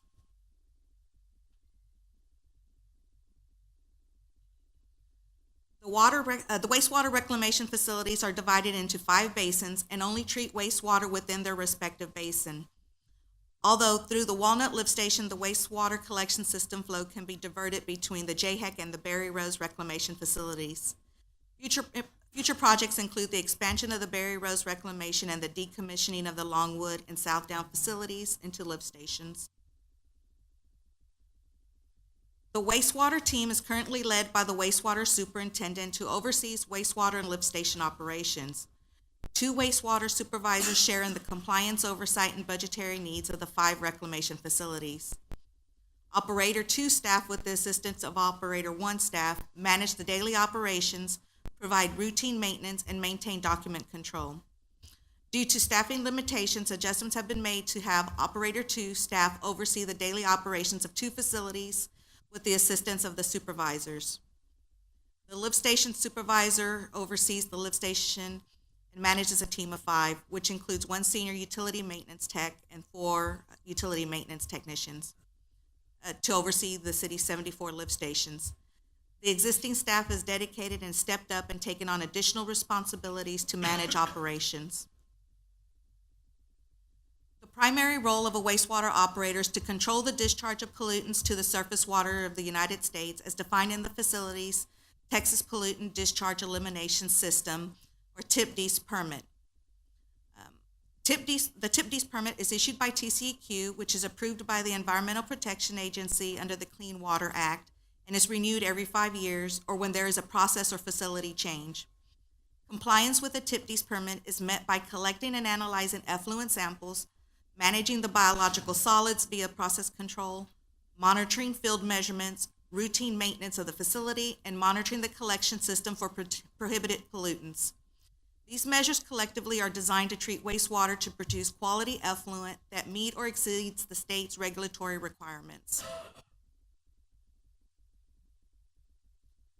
Compliance sampling is an important part of the TIP-Ds permit and which everyone is most familiar. The TIP-Ds permit specifies effluent limits in which each plant is required to comply and report monthly. Effluent samples are collected weekly and include analyses such as E. coli, biochemical oxygen demand, suspended solids, and ammonia. The monthly average for each analysis is then reported electronically to EPA on the discharge monitoring report.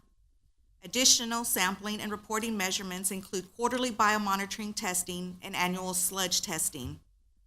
Biomonitoring is testing the effluent for toxicity. Simply put, this is specialized testing in which fish are added to the effluent water and monitored over a period of time to determine if they survive and if they will reproduce. Sludge is a byproduct of the wastewater treatment and is sent to a landfill for disposal. For the TIP-Ds permit, there should be no pollutants such as heavy metals and organics that can leach out of the sludge, and therefore also require testing and reporting. Collectively, operators sample and test over 12,500 samples annually. Solids management is integral to the health of the treatment plant. Wastewater treatment is a biological process in which bacteria or bugs under the influence of air or oxygen eat the pollutants in the wastewater. The next phase of treatment is clarifying the water and solids settle to the bottom. Some of these solids contain good bacteria and is returned to the start of the treatment process. The excess is wasted and is processed to go to landfill. Healthy treatment plants maintain a variety of bugs from young to old.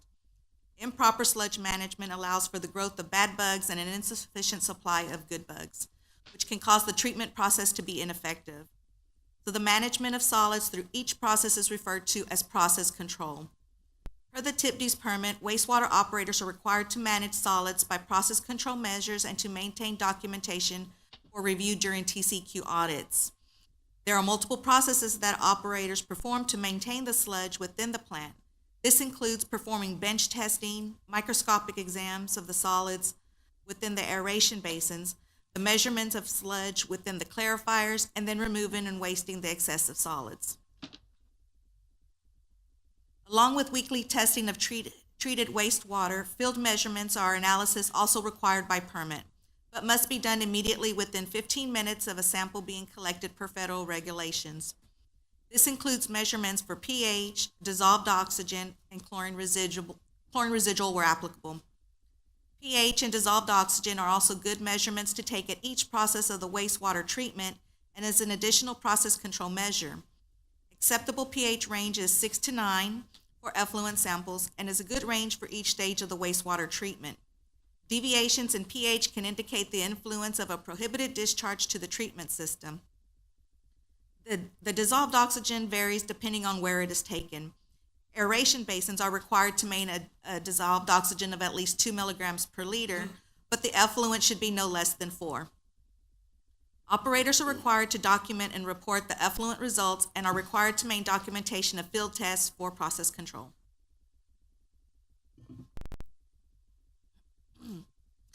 Wastewater housekeeping is the overall maintenance of a treatment plant.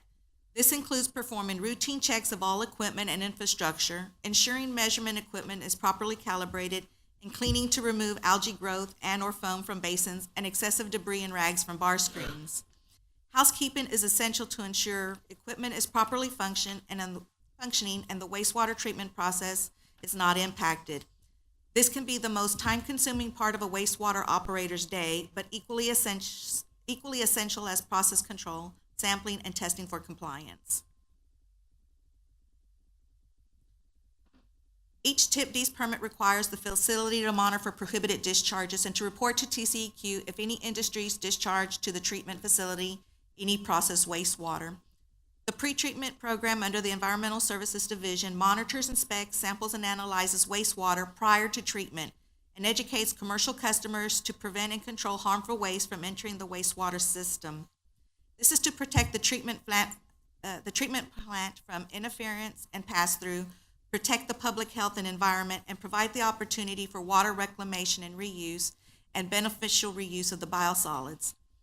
This includes monitoring food service establishments for fats, oils, and grease, otherwise known as fog, to minimize and prevent the buildup of fog in the collection system, which can lead to sanitary sewer overflows and costly maintenance of the collection system. This team also responds to and reports sanitary sewer overflows to TCEQ. In fiscal year 22, this team performed 2,054 fog inspections and investigated 40 illicit discharges. This concludes the wastewater system overview, and I will defer back to Mr. Hammond for more. Thank you, Ms. Laurie, and good afternoon again, Mayor and Council.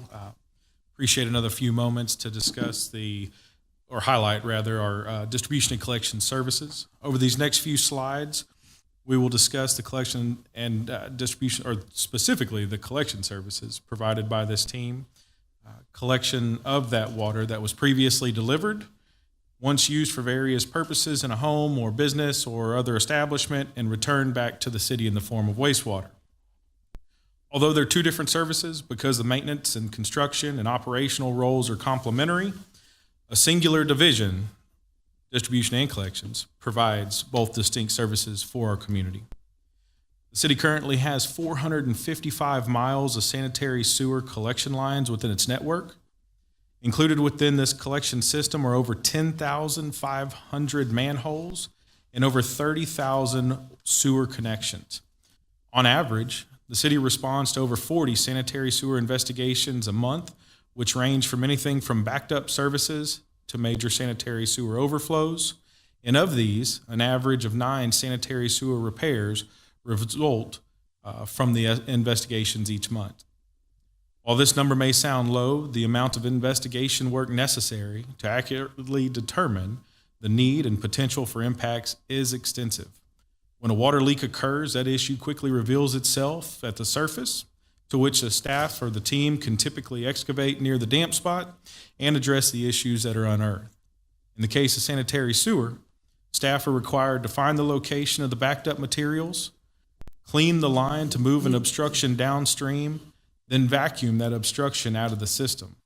All this before introducing a closed circuit television system into the line for recording, which is necessary to visually identify the deficiency or failure. Once each step is completed, staff then work to excavate and correct the challenges or deficiencies that they found via construction methods.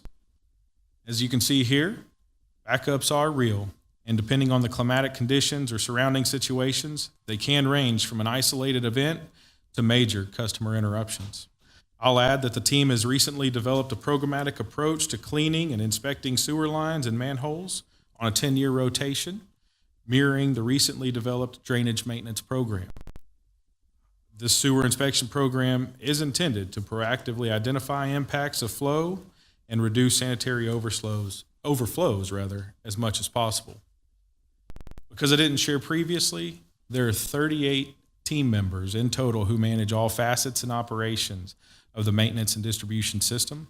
And while we spoke about them separately so far, there's collectively 1,000 miles of utility line buried under the ground within our community.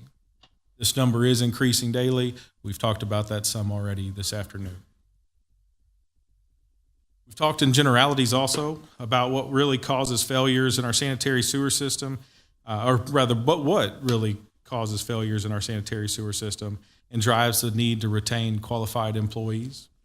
As shared, the city has 455 miles of sanitary sewer line in the ground with another 10,589 manholes, which allow access for maintenance and inspection services into that system.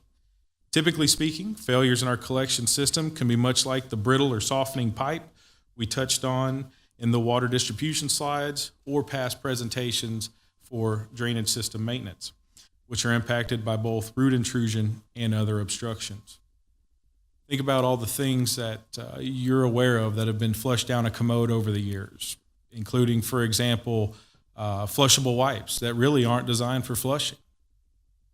But the real challenge in sanitary sewer is commonly referred to as I&I, or inflow and infiltration.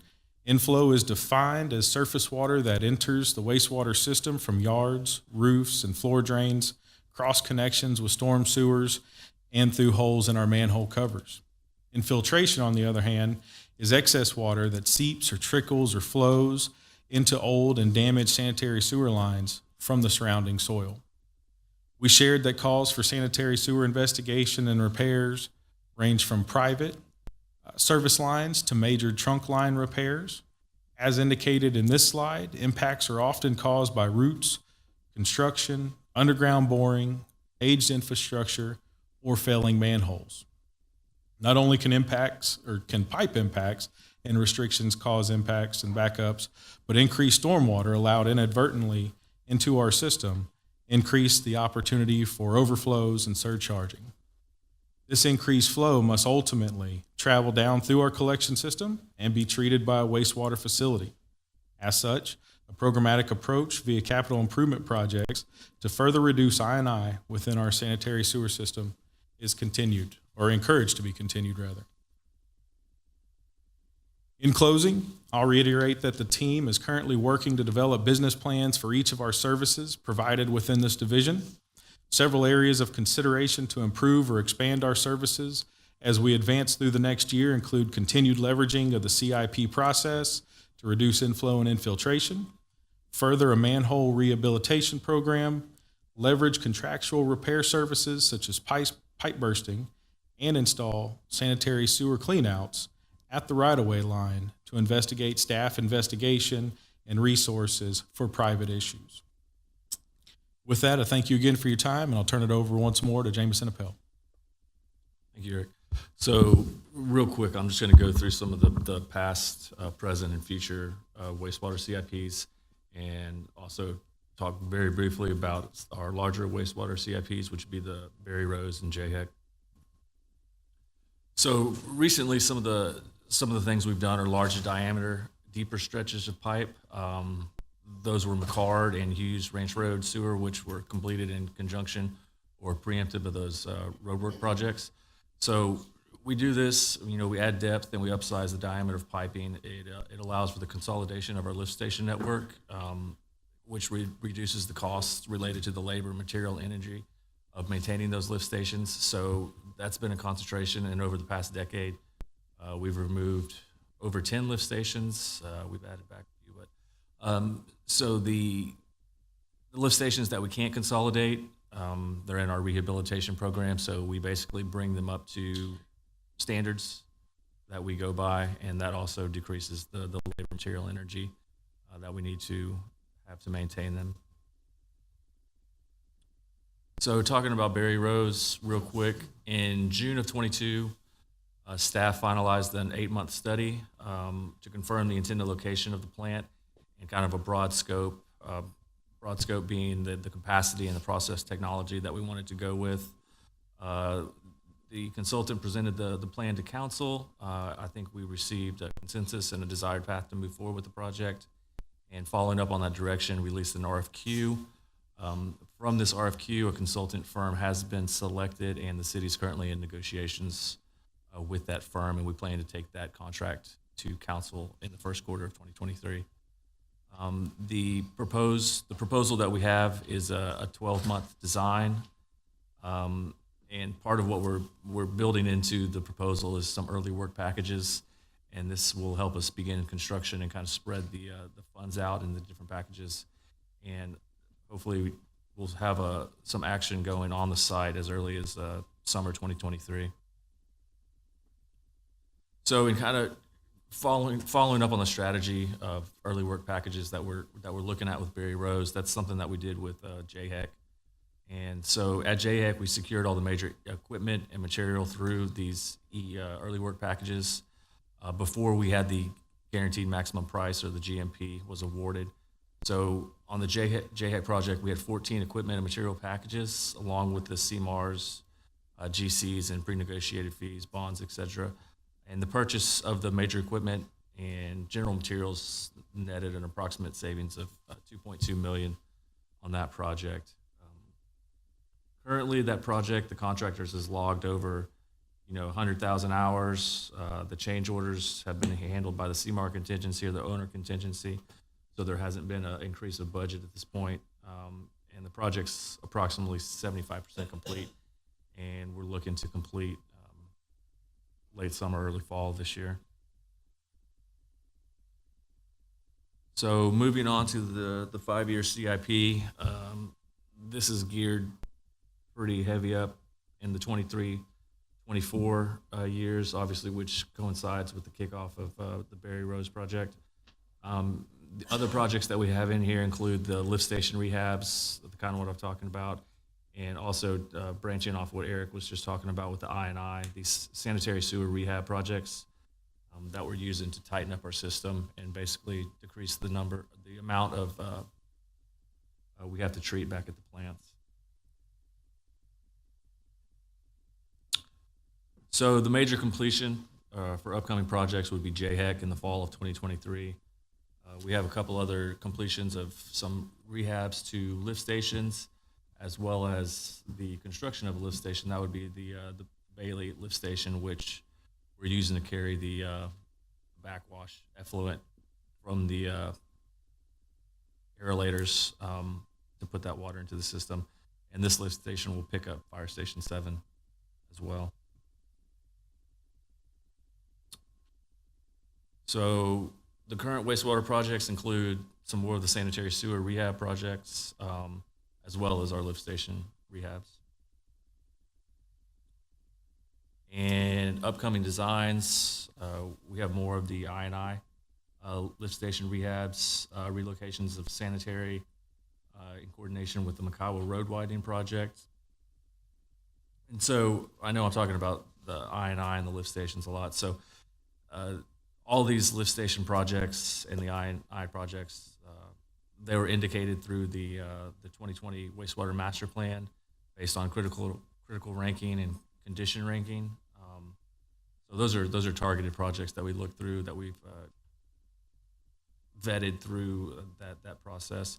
And the sanitary sewer rehabs, we've also targeted based on flow monitoring and the inspection that we conducted during the wastewater master plan.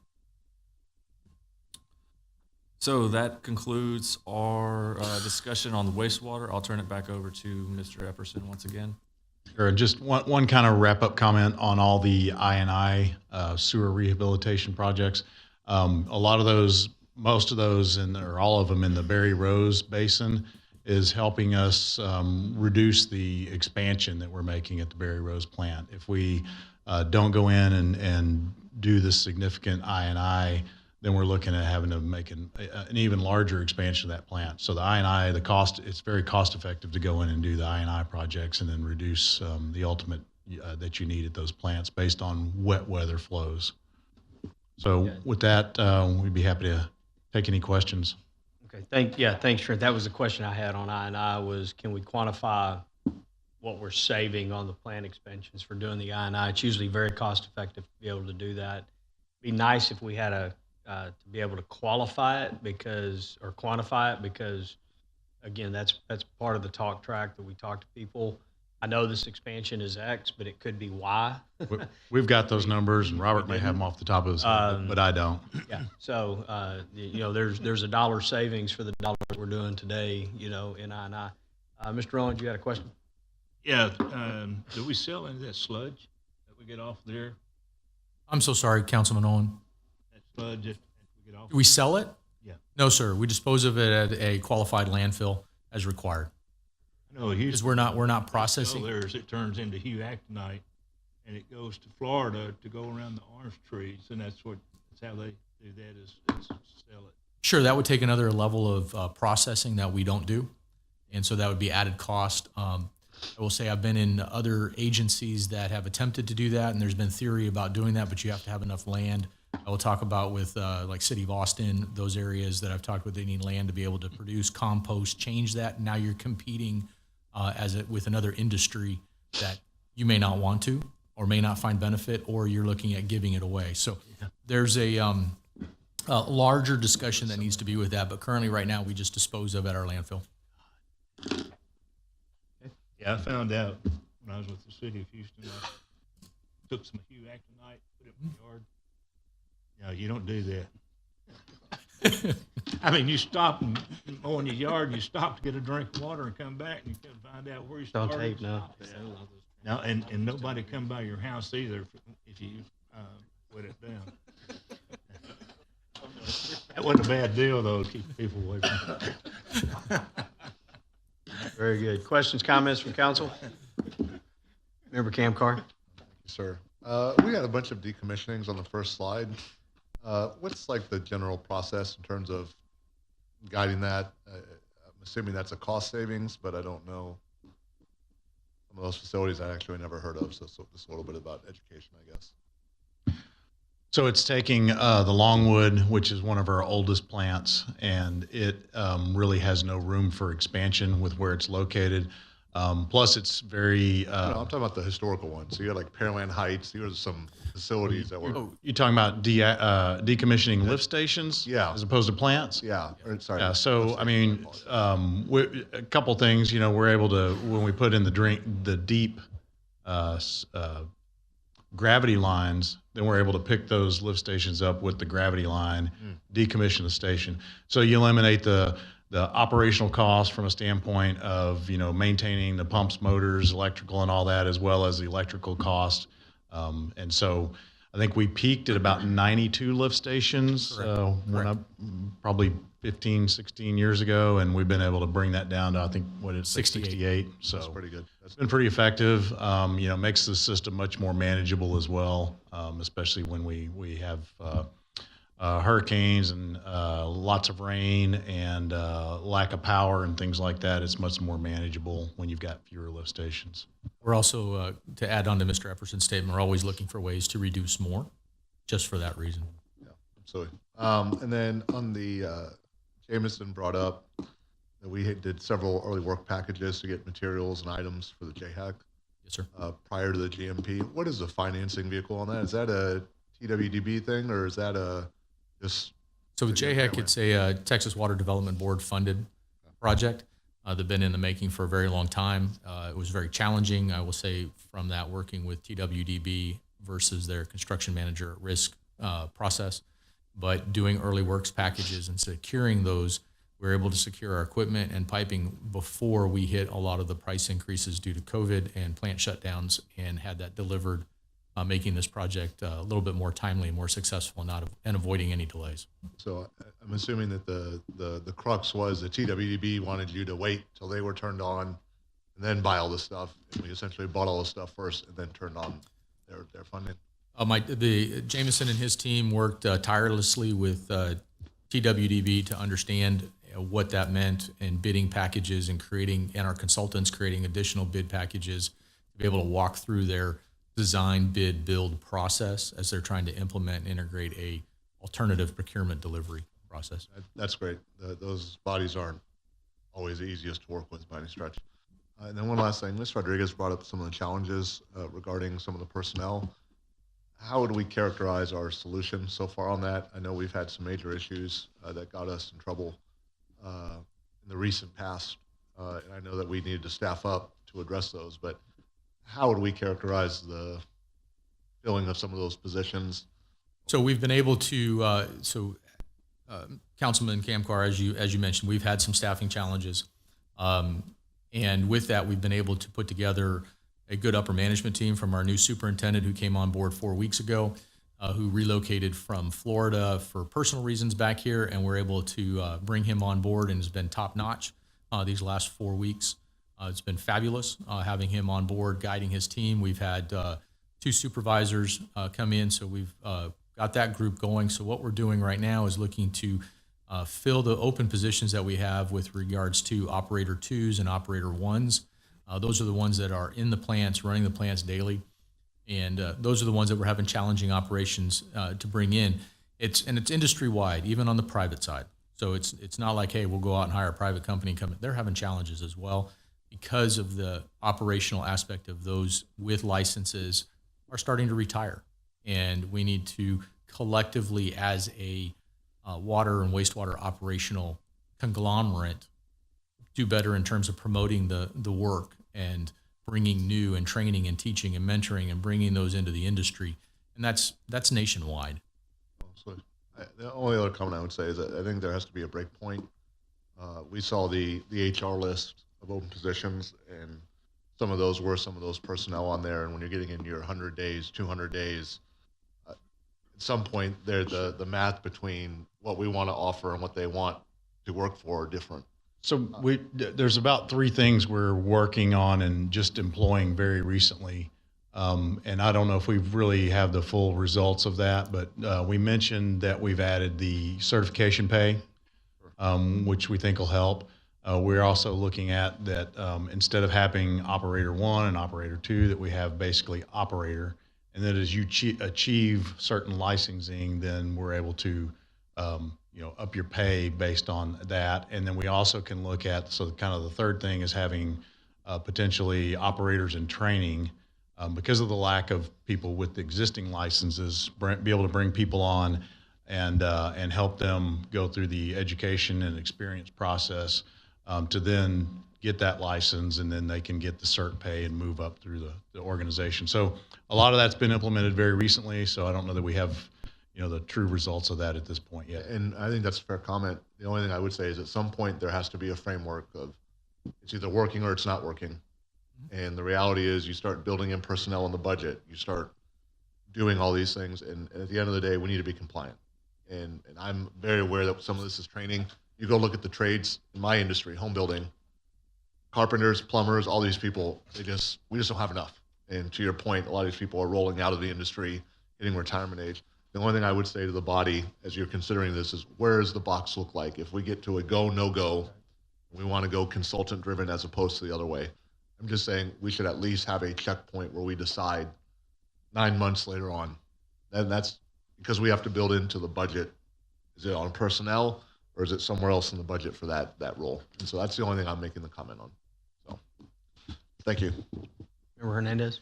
Thank you, Mayor. I guess one thing on this, if we do move towards water reuse, if we make more aggressive moves to bring in industrial users, have we built kind of some of that in to find, are there ways that as we incentivize industrial users that we could potentially figure out how to get some of the water reuse program integrated into those efforts? So Councilman Hernandez, when we wrote the white paper as a theoretical discussion to have that discussion, that is about as far as where we are right now. Okay. If we want to have that discussion, then we need to put more effort to what that is and what that looks like, but that would be with some guidance from council as to those steps necessary and what that looks like. Because I think we have had some discussions here recently on trying to be more aggressive on recruiting industrial, so I think it would be worthwhile at least to maybe bring that up in the future. I think that would be a good part of, what we've proposed is a potential next step is a water reuse master plan. And that would be a part of that, looking at what the industry needs and what we could maybe attract if we had that opportunity by having a reuse plan. Cool. Mayor, years ago, a couple of years ago, at one of the NLCs, Chicago was highlighting that they were using their effluent to make beer, and they had a beer tasting, and there were all these people lined up that were getting their beers, and they said, okay, everybody drink. And this one lady said, what is effluent? And somebody said, you heard about 6 or 7 people spit their beer out at the same time.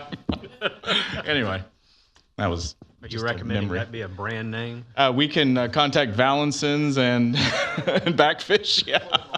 Affluent lager. There we go. Questions? We just went in the gutter. Any other questions, comments? All good. Again, thank you. Great presentation. I guess we move on. We have a quick update on surface water plant update. I know we had one. So Mayor and Council, one thing before I introduce Sean Gilmore, who is our superintendent over the surface water plant. You mentioned earlier, Mr. Kelly, with regards to the water. I want to make sure we also recognize the team behind him too that implemented that. They're the ones that tirelessly also did that. Besides Mr. Kelly getting that process going, but the implementation of that was his team too. So I want to make sure we also give them kudos as well to happen that. So again, thank you very much. As with this, our next slide that we'll have here will be with regards to our surface water plant update, and we'll get that on the screen in just a second.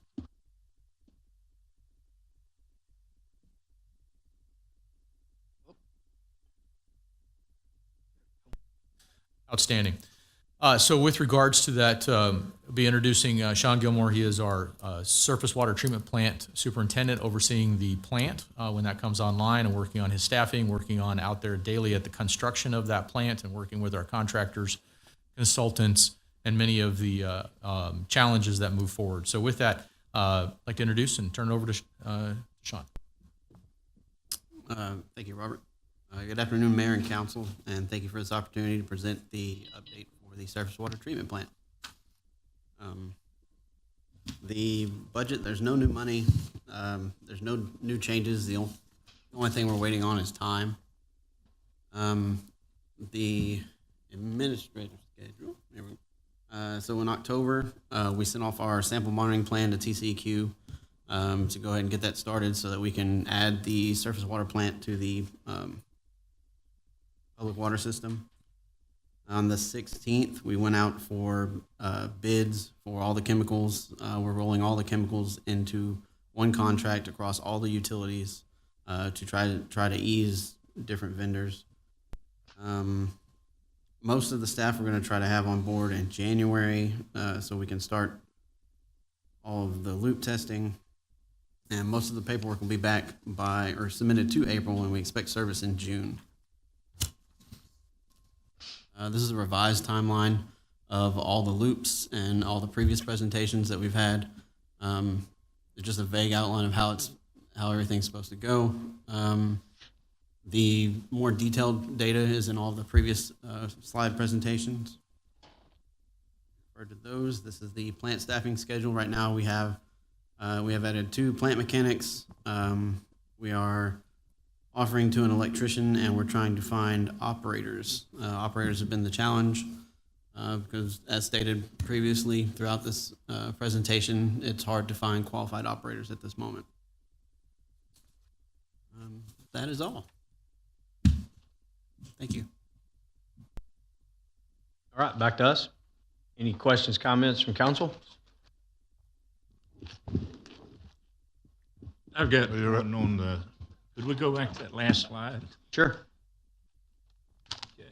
That's fine. On the number of people to be at that plant and the ones, that, at that plant, they have to be there.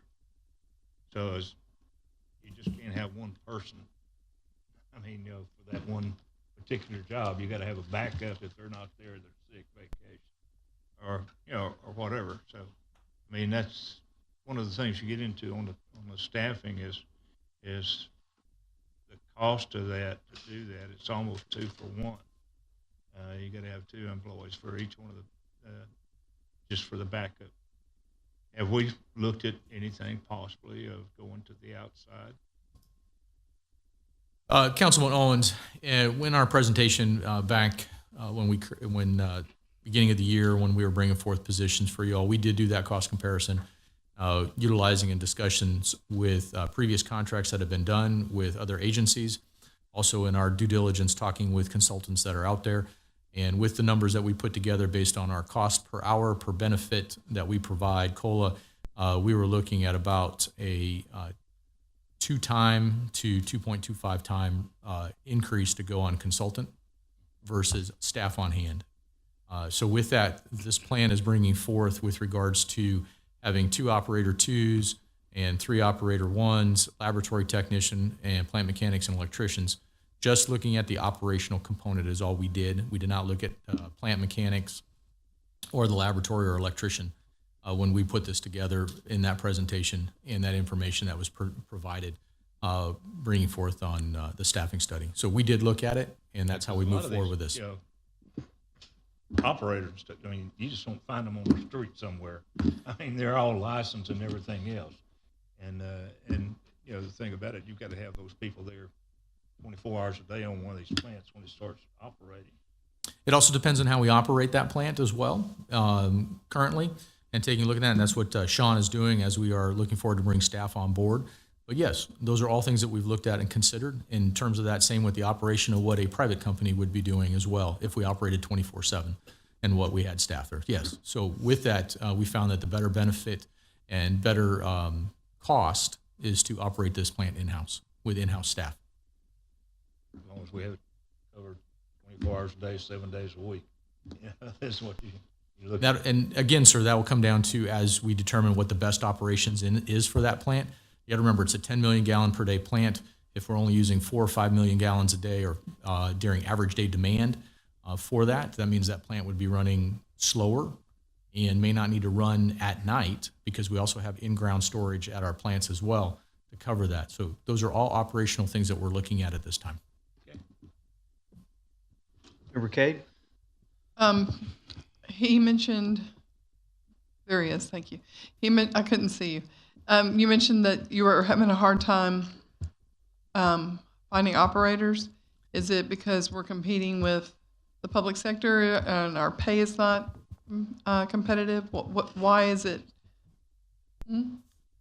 The reason it's hard to find, I guess, operators at the pay point we're asking is because a lot of our systems are advanced and there's certain requirements from TCEQ that have to be met regardless of just because we are advanced treatment. So our requirements are more stringent than if you were a conventional plant. Conventional plant, you can get away with a bunch of operator ones and maybe one or two operator twos. Because we are a membrane plant, you have to have an operator two or a B license operator there every day. So you have to have at least two employed, right? Because they can't all work 7 days a week, so you can alternate them. They have to be there every day. And then also, anytime our plant is running, because we use chlorine dioxide, you have to have a C operator there. So there's no room to have a D license operator that serves no purpose at our plant. You minimum required license is a C, and you have to have a B every day. So anytime the plant's running, you have to have at least those qualified people there.